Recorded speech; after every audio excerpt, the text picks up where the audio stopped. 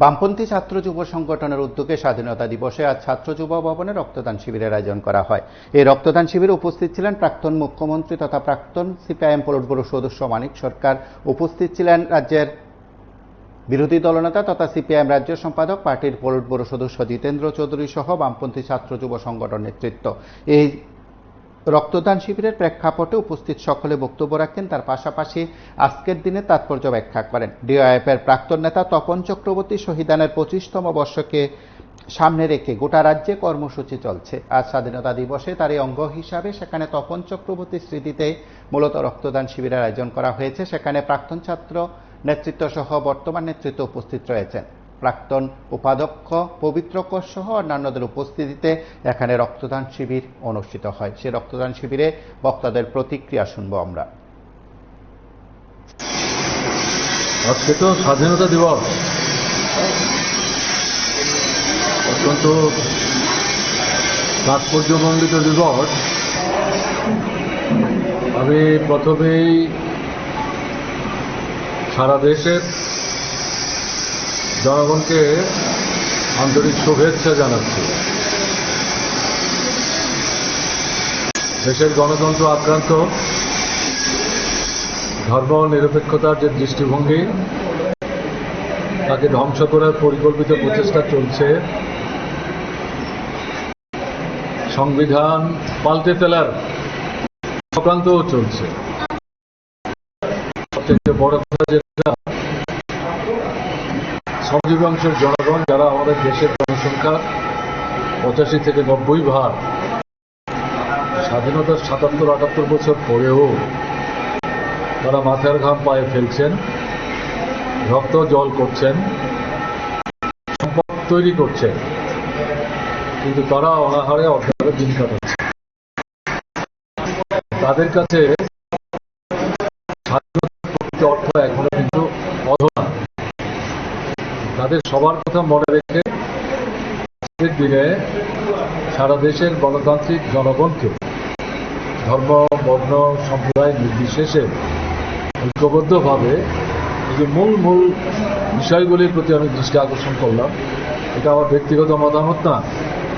দেশপ্রেমিক গণতান্ত্রিক দৃষ্টিভঙ্গি সম্পন্ন জনগণ, তাদের সকলেরই এটা হচ্ছে ভাবনার অভিব্যক্তি।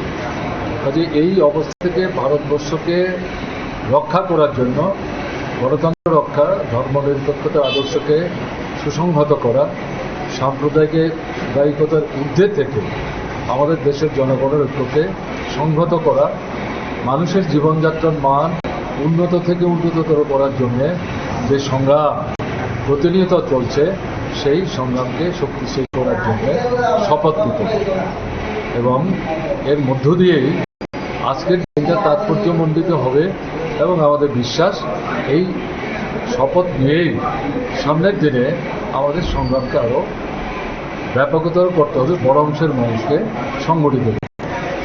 আজকের এই দিনে গণতান্ত্রিক যুব ফেডারেশনের রামনগর যে অঞ্চল কমিটি, তারা এই রক্তদান শিবিরের আয়োজন করেছে। আমি তাদেরকে এই উদ্যোগ গ্রহণ করার জন্য এই বিশেষ দিনে আমি আন্তরিকভাবে অভিনন্দন জানাচ্ছি। তারা এলাকাতেই হয়তো করতেন, এর কয়েক বছর আগে এলাকাতেই বাণী বিদ্যাপীঠ স্কুলের উল্টো দিকে স্কুলটিতে রক্তদান শিবিরের আয়োজন করেছে। আমি আমন্ত্রিত হয়েছিলাম, যাওয়ার সুযোগ আমার হয়েছিল। আমি রক্তদান শিবিরে অংশগ্রহণ করার পর ফিরে আসার 8 ঘন্টার মধ্যে তৎকালীন এই এলাকার বিজেপি দলের যিনি বিধায়ক ছিলেন, একসময় কংগ্রেস দলের বিধায়ক ছিলেন, মন্ত্রীও ছিলেন, তার প্ররোচনায় একটা ছোট্ট অংশের যুবশক্তি লাঠি সুতা নিয়ে এই রক্তদান শিবিরের উপর আক্রমণ সংগঠিত করে রক্তের দাতারাও তাদের আক্রমণ থেকে রেহাই দেয়। ফলে এই দিনের পর থেকে এরা প্রতি বছরই রক্তদান শিবিরের আয়োজন করলেও এলাকাতে করে ওঠার জন্য সেই ধরনের উদ্যোগ দেখাতে পারছে না। আমি তাদের কাছে আবেদন করেছি সামনের বার থেকে তারা যেন এলাকাতে আবার নতুন করে রক্তদান শিবির আয়োজনের জন্য উদ্যোগ গ্রহণ করে। দেখা যাবে এরপরেও তারা তাদের রক্তদান শিবির ভাঙবার জন্য আক্রমণাত্মকভাবে এগিয়ে আসার চেষ্টা করে। যারা এগিয়ে আসবে তাদেরকে জনমিছিল করার জন্য আমি ব্যাপকভাবে সেখানে করব। যারা ইতিমধ্যে রক্ত দিয়েছেন তাদের সুস্বাস্থ্য কামনা করি। যারা রক্ত দেওয়ার জন্য অপেক্ষা করছেন তারাও রক্ত দিতে পারবেন বিশ্বাস নিয়ে আগাম তাদেরকে আমি শুভেচ্ছা জানাচ্ছি। ভারতের গণতান্ত্রিক যুব ফেডারেশন তাদের কাছে আবেদন থাকবে, যুব শক্তি সবচেয়ে বেশি আক্রান্ত এবং তাদের মূল সমস্যা হচ্ছে কাজের সমস্যা, কাজ নাই। অথচ বক্তৃতায় যে হিসেব উপস্থিত করা হচ্ছে তার সাথে বাস্তব জীবনের কোনো সাজের জন্য। ফলে সেদিক থেকে ভারতের গণতান্ত্রিক যুব ফেডারেশন সারা ভারতবর্ষের পাশাপাশি ত্রিপুরাতেও এই কর্ম সমস্যার যে একটা গভীর সংকট তৈরি হয়েছে তার থেকে বেরিয়ে আসবার জন্যে আগামী দিনে বৃহত্তর যুব আন্দোলন সংগঠিত করার প্রশ্নে তারা যাতে আজকের দিনে নূতন করে শপথ গ্রহণ করে রক্তদান, জীবনদান, চক্ষুদান এগুলোর কর্মসূচি তারা সংগঠিত করবেনই, কিন্তু এই যে সংগ্রাম এই সংগ্রামটাকে বাদ দিয়ে শুধু রক্তদান, জীবনদান, চক্ষুদানের লোকে আবদ্ধ থাকবে কিন্তু সঠিক হবে না। দুটোর মধ্যে একটা সম্পৃক্তকরণ করতে হবে। আমার বিশ্বাস ভারতের গণতান্ত্রিক যুব ফেডারেশন তারা এই দৃষ্টিভঙ্গি নিয়ে আগামী দিনে তাদের সংগ্রাম এগিয়ে নিয়ে যাওয়ার ক্ষেত্রে কার্যকরী। আজকে আমাদের ভারতের অন্যতম পবিত্র এবং গুরুত্বপূর্ণ দিন, আমাদের স্বাধীনতা লাভের ৭৯তম দিবস। এই দিবসকে স্মরণীয় করে রাখার উদ্দেশ্যে আমাদের ছাত্র যুব সংগঠন ইউআইএফআই এবং এসএফআই তারা এখানে রক্তদান শিবির আয়োজন করেছে এবং একই সাথে আমাদের দেশের স্বাধীনতা সংগ্রামে যে শহীদরা আত্মবলিদান দিয়েছেন, ভগৎ সিং, আশফাকুল্লাহ